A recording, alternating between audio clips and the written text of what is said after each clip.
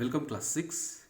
Today we start with exercise 11C and the first question of exercise 11C is rupees 120 is to be divided between Harry and Gopi in the ratio 5:3. How much does each get? So let's look at the solution. Let's say Harry gets 5x. 5x because his ratio is here, his part of the ratio is 5 and Gopi has his part of the ratio as 3. So Gopi gets rupees 3x. So we always assume the amount as 5, the first part of the ratio as 5x and 3x in this way.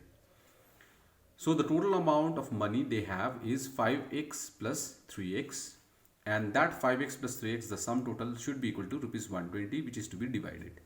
So 5x plus 3x will be equal to 120. So 5x plus 3x equals 8x, and in the next step 8 goes as a denominator, so 120 divided by 8, which is equal to 15. So x is equal to 15. Therefore the amount Harry will get is equal to rupees 5x, which is equal to 5 into 15 because the value of x is 15 out here. Alright. So 5 into 15 is equal to 75. So rupees 75 will be the amount received by Harry. Similarly, Gopi will get rupees 3x, which is equal to 3 into 15, and that is equal to rupees 45. So 45 rupees is for Gopi and rupees 75 is the amount which Harry will get.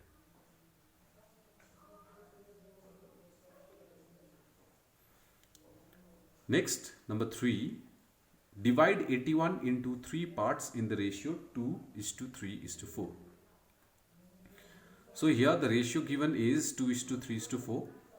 So we take the sum of this ratio, we add it as 2 plus 3 plus 4, which is equal to 9. So the first part will be equal to, we'll take the ratio of the first part as 2 and the sum total 9. So 2 by 9, which gets multiplied to the amount which has to be divided, 81. So 2 from here, the first part, 9 the total, and 81 the amount which has to be divided. Now 9 can cancel 81 9 times. So we will have in the numerator 2 into 9. So 2 into 9 is equal to 18. So the first part is equal to 18. Similarly, the second part will be, the second part of the ratio is 3 by 9 into 18. So 9 again will divide 81 9 times. So 3 times 9 is equal to 27. And the third part will be equal to 4 by 9 into 81. So 9 will cancel 81 9 times. So 4 into 9 is equal to 36. So these are the 3 parts in which 81 is divided in the ratio of 2:3:4. Next is question number 6, which says the angles of a triangle are in the ratio 3:7:8. Find the greatest and the smallest angles. So the ratio given is 3:7:8. Just like the previous one, we'll add the ratio, that is sum of the ratio will be equal to 3 plus 7 plus 8, which is equal to 18. So the first, and the sum of the angles of a triangle is equal to 180. That is given in the book itself. So the first angle will be equal to, just like the previous one, it will be 3 by 18 multiplied to this sum total 180.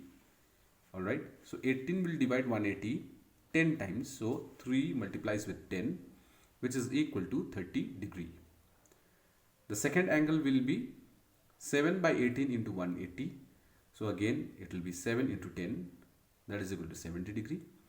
And the third angle will be equal to 8 by 18 into 180, that is equal to 8 into 10, which is equal to 80 degree. So these are the 3 angles. Now here, since the greatest and the smallest angles are to be, we need to find out.